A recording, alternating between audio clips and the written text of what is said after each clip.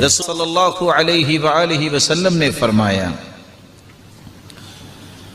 अल्लाह जुल जलाल ने मुझे अर्श के नीचे जो खजाने हैं उसमें से 2 आयतें मुझ पे नाजिल की हैं, जो सूरतुल बकरा की आखिरी 2 आयतें हैं।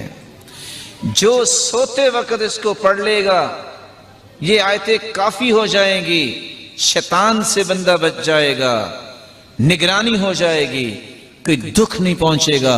ये 2 आयतें जो रात को पढ़ के सोता है, सूरतुल बकरा की आखिरी 2 आयतें, इनको याद करना चाहिए। ये 2 आयतें कौन सी हैं?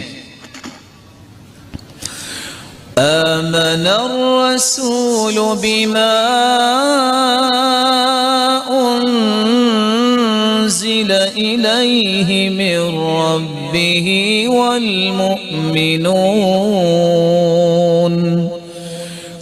कुल्लुन आमन बिल्लाहि व मलाइकतिहि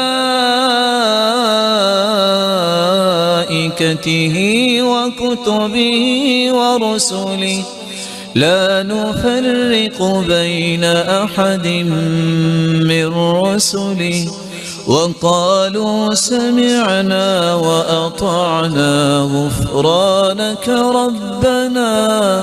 غفرانك ربنا وإليك المصير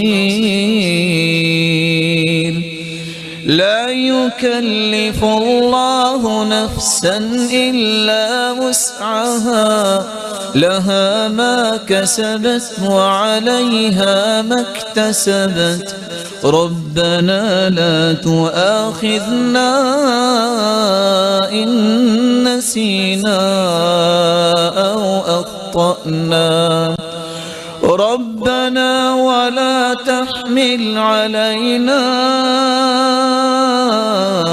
إصرا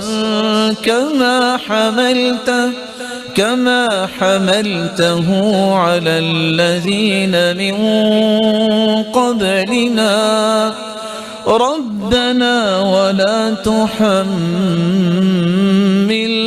ما لا طاقة لنا به واعف عنا واغفر لنا وارحمنا أنت مولانا فانصرنا على القوم الكافرين.